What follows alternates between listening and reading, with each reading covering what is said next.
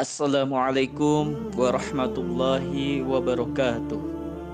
Alhamdulillah, alhamdulillahirabbil alamin. Assalatu wassalamu ala asrofil anbiya'i wal mursalin wa ala alihi wa sahbihi ajmain. Rabbi shrah li sadri wa yassir li amri wahlul 'uqdatam min lisani yafqahu qawli. Amma ba'du. Pertama-tama yang paling utama, mari kita panjatkan puji dan syukur kehadirat Allah Subhanahu wa taala. Alhamdulillah, pada kesempatan kali ini kita semua dikaruniakan sehat walafiat. Semoga kita semua dilindungi oleh Allah, dijauhkan dari mara bahaya penyakit dan musibah dan yang sekarang sedang heboh, yaitu virus corona. Semoga dengan ujian virus corona ini menumbuhkan spirit, semangat untuk selalu mendekatkan diri kepada Allah melalui tilawah Al-Quran, insya Allah. Salawat dan salam semoga tetap tercurah limpahkan kepada panutan alam, yakni Habibana wa Nabiyana Muhammad Sallallahu Alaihi Wasallam. Semoga tetap tercurahkan kepada keluarganya, sahabat-sahabatnya, tabi'in dan tabi'atnya, dan mudah-mudahan kepada kita semua selaku umatnya yang taat patuh pada ajarannya sampai akhir zaman. Amin ya Allah ya Rabbal Alamin. Insya Allah pada kesempatan kali ini Bapak akan menyampaikan tema tentang keutamaan mempelajari dan membaca Al-Quran. Kita sama-sama menyimak terlebih dahulu apa sih keutamaan tentang membaca dan mengajarkan Al-Quran. Insya Allah kita akan bacakan tentang hadis keutamaan belajar Al-Quran. An Utsman radhiyallahu anhu qala Rasulullah sallallahu alaihi wasallam, khairukum man ta'allamal Qur'ana wa 'allamahu. Dari Utsman radhiyallahu anhu berkata, Rasulullah sallallahu alaihi wasallam bersabda, orang yang terbaik di antara kamu ialah yang belajar Al-Qur'an dan mengajarkannya. Hadis riwayat Bukhari, Abu Dawud, Tirmidzi dan Ibnu Majah. Pada kebanyakan kitab hadis, hadis ini dinyatakan dengan huruf waw yang artinya dan, yakni belajar dan mengajar, sebagaimana tersebut di atas. Dengan demikian, maka ganjaran terbesar adalah bagi siapa yang belajar Al-Quran yang mulia dan mengajarkannya kepada orang lain. Tetapi dalam sebagian hadis lain, hadis ini diriwayatkan dengan huruf au yang artinya atau. Dalam hal ini maknanya adalah yang terbaik di antara kamu ialah yang belajar Al-Quran dan mengajarkannya. Dengan mengikuti hadis ini maka ganjarannya yang diperoleh keduanya sama saja. Apakah ia belajar untuk dirinya sendiri ataupun mengajarkannya kepada orang lain, jadi sama pahalanya. Baik dia mengajarkan dirinya sendiri, mengajarkan ke orang lain, sama pahalanya. Al-Quran adalah dasar dari agama Islam, maka menjaganya serta menyebarkannya tergantung kepada keyakinan kita. Dengan demikian, keutamaan belajar Al-Quran dan mengajarkannya telah diketahui dengan jelas. Tidak perlu penerangan lebih lanjut lagi, ya. Walau bagaimanapun terdapat tingkatan kebaikan yang berlainan. Yang terbaik adalah mempelajari Al-Quran berikut makna dan maksudnya, sedangkan sekurang-kurangnya adalah belajar mengenai lafaz-lafaznya saja. Ya, kita waktu dulu TK, SD ya, belajar tentang Iqra, alif batasa. Ada lagunya, suka dilagu-lagukan ya ketika anak-anak. Ya, abatasa jahaho dada roja shin shod dan seterusnya. Hadis di atas diperkuat oleh hadis lain yang diriwayatkan oleh Sa'id bin Sulaiman radhiyallahu anhu. Katanya, Rasulullah SAW bersabda, barang siapa telah mendapat ilmu mengenai Al-Quran tetapi masih menganggap bahwa orang lain yang diberi sesuatu selain Al-Quran adalah lebih baik darinya, berarti dia telah menunjukkan sikap merendahkan terhadap rahmat Allah yang dikaruniakan kepadanya sehingga ia dapat mempelajari Al-Quran. Dengan demikian, jelaslah karena Al-Quran adalah perkataan-perkataan Allah, firman-firman Allah, kalam-kalam Allah, sama saja ya. Maka ia adalah yang tertinggi dari segala sesuatu.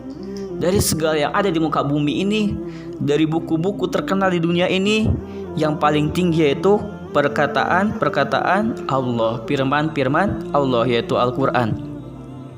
Sebagaimana yang dinyatakan dalam beberapa hadis yang akan dikemukakan kemudian, membaca Al-Quran dan mengajarkannya mestilah lebih agung dari segalanya.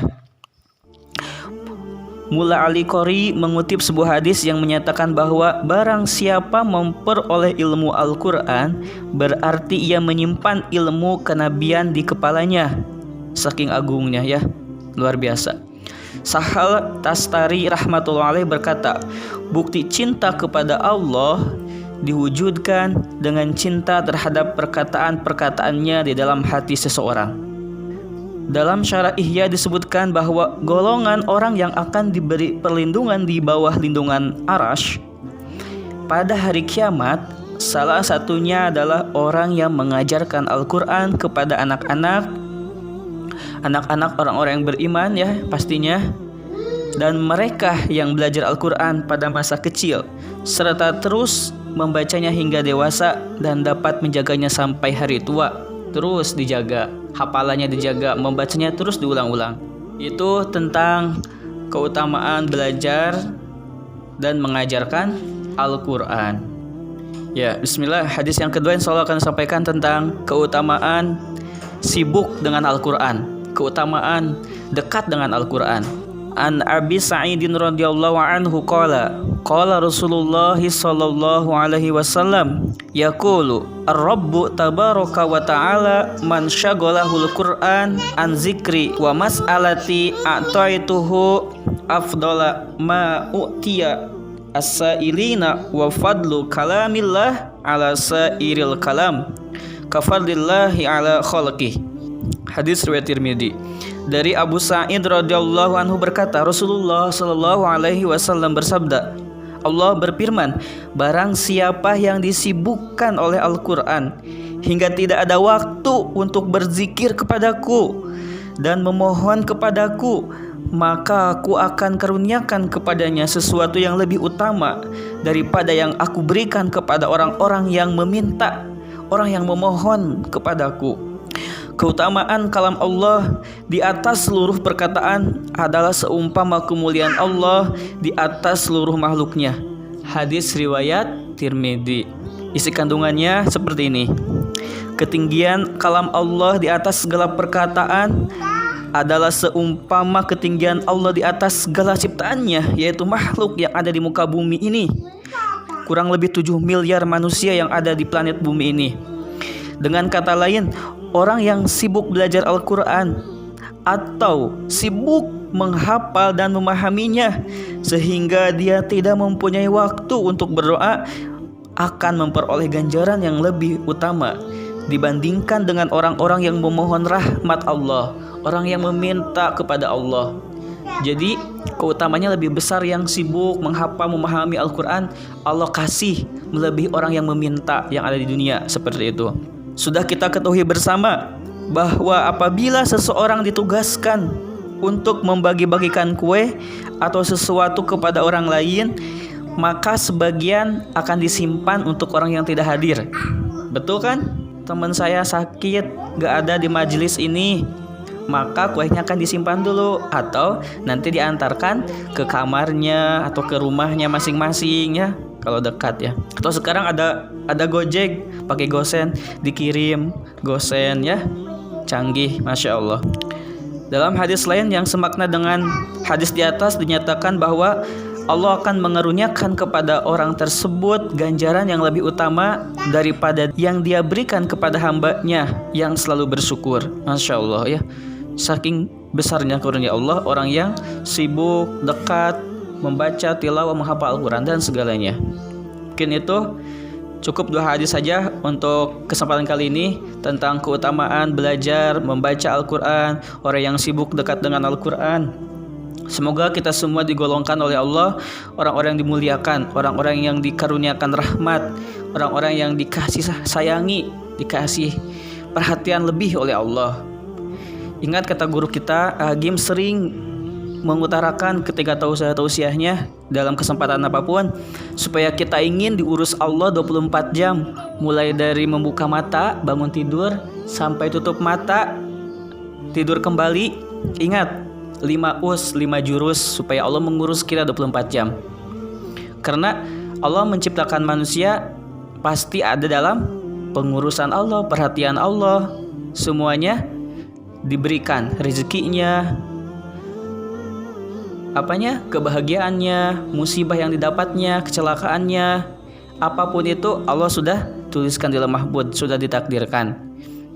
Semoga kita semua mendapatkan kebahagiaan dan keselamatan, itu intinya ya. Apa aja 5 jurus itu supaya kita diurus oleh Allah 24 jam? Yang pertama, hati harus tulus. Kenapa harus tulus? Hati harus tulus karena kita saat ini sedang ditakdirkan oleh Allah sebagai santriwati ya.